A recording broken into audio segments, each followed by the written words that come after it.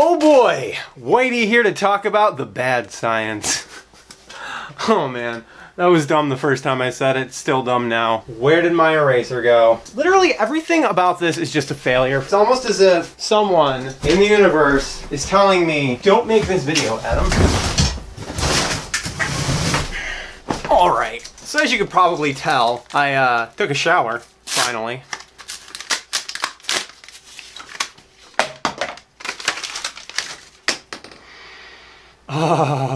A fresh eraser. It's not going to be fresh for very long. So when I say that evolution favors race mixing, what I really mean is that natural selection favors genetic diversity. Natural selection is like a race. Not like races of people, but like NASCAR. To survive. You got the plane guy who goes certain far and then done. Then you got the guy with horns or ears, he goes a little further, done. Then you got the guy with wings who goes a little bit further, done. And then you got the great old one who goes on forever. This guy has won natural selection because he has transcended all obstacles via adaptation. So this is natural selection. Now natural selection is basically the vehicle by which evolution works. Theoretically, I guess, but not really theoretically like we know that that's the case. Now what genetic diversity is, so this is your DNA, this is your genes, this is what makes you you. And this is just plain old DNA, DNA 1.0. Now genetic diversity is all colorful and junk with lots of different colors. Now this is DNA 2.0. Now I'm here to explain why DNA 2.0 is superior to DNA 1.0. And why racism and homogeneity are bad and equal death. Touchy subject, am I right? That's Japan. And that is self-explanatory.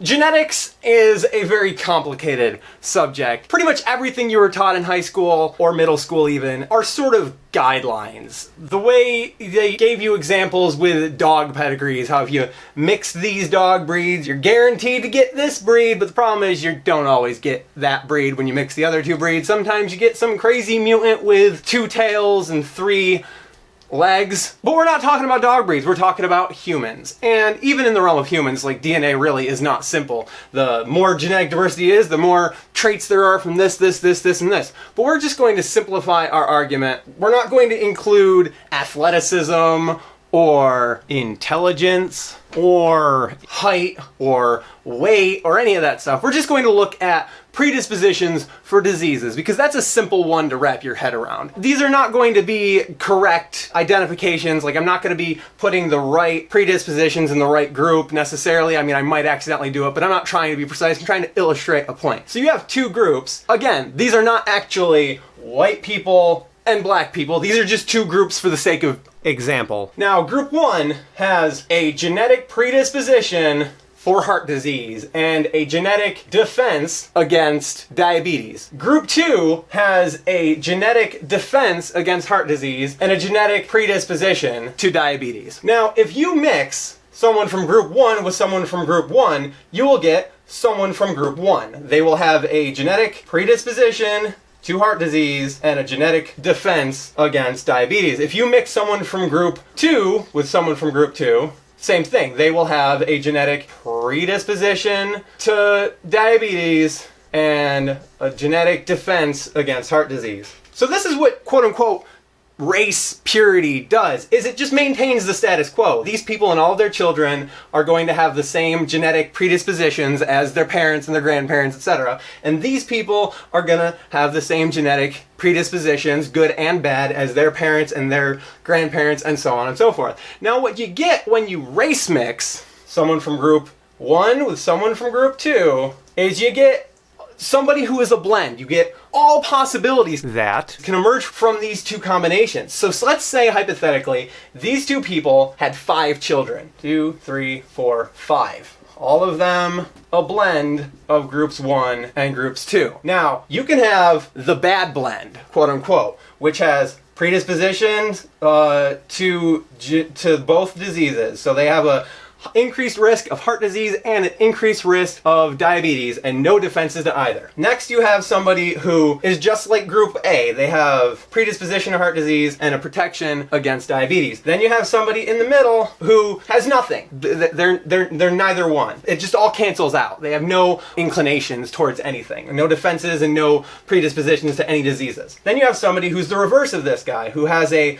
defense, like the original group, against heart disease and a predisposition to diabetes. And then you have the ultimate goal, which is going to be somebody who has a defense against both. This is where natural selection comes in, because all these people, all of these offsprings of the blending, will then be subject to the world and to life.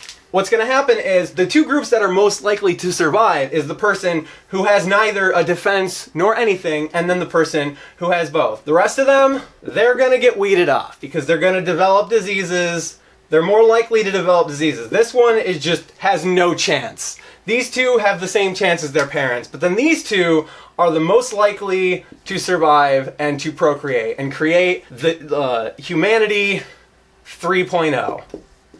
All right, DNA 3.0.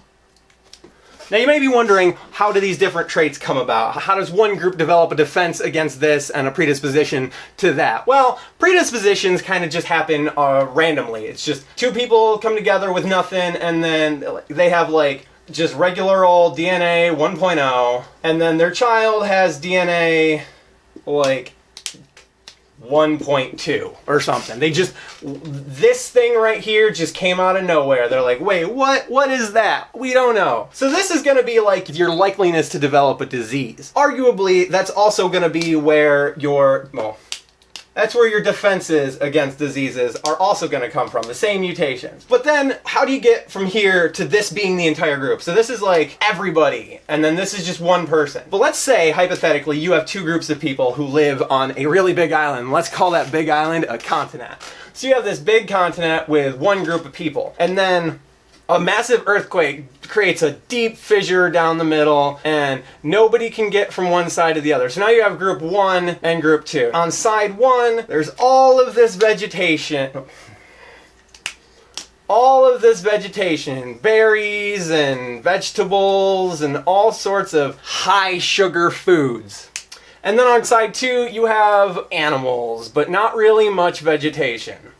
Already you can see that side 2 is going to be eating a lot of meat. That means lots of saturated fat. Lots of saturated fat means increased chances of heart disease. So already they have the odds of this. And on this side, because there's all this sugary food, they have an increased shot of this. And so in order for them to survive, they need to eliminate that. And in order for them to survive, they need to eliminate that. So over the course of millions of years, you're going to have all these little people on both sides going about, and then, oh, there we go. We got that diabetes. Oh, nope, diabetes. Nope, diabetes. Nope. A-okay. And the same thing is going to happen with the heart disease on this side. And then because they don't really have an increased risk of heart disease and they don't have an increased risk of diabetes, they're not going to develop a defense or anything, and they're not even going to notice when, now we have this predisposition to heart disease and we have this predisposition to diabetes, because it's not really a factor. It's not that major of an issue because they're not eating the foods which are going to affect that, and they're not eating the foods which are going to affect that. None of this is going on until people from this side go over here and vice versa, and then suddenly, all these people from group 2, they're getting the diabetes, and all the people from group 1 are getting the heart disease because they're eating the meat and they're eating the fruits and berries. This goes even further because natural selection affects all sorts of things. Your instinctive behaviors are affected by your DNA. So a person's attractions, who they look at and think, oh, hey, she's attractive, I would like to mate with her, or vice versa, are going to be affected by the way your genome has been conditioned by evolution. Now, people think that, oh, well, you're attracted to your own race. And to a certain extent, that's true, because there is a natural fear of the unknown that's kind of ingrained in most species. This is why lions or tigers or some group of wild cat will single out and attack ones born with a completely different fur color, or albinos. Not because they are racist towards that group, but because it's dangerous to the flock. If you have evolved to blend in with the tall grass, like with some animal that's got like stripes that looks like grass, and then you got one that's just born all white and sticks out like, whoa, whoa. The predators are gonna see this guy. They're gonna be like, oh boy, So there must be more around. So they're gonna be like angry looking at this guy, being like, you are a danger to us. So they are gonna take him out, or they're going to ostracize him from the rest of the flock, because it's natural instinctive behavior, because it protects everybody. And humans have this same inclination, and it's something that we have to overcome. But even then, even within that, we're still going to be attracted to people who are visibly genetically different from us. This is why people who are brunettes naturally might be attracted to blondes.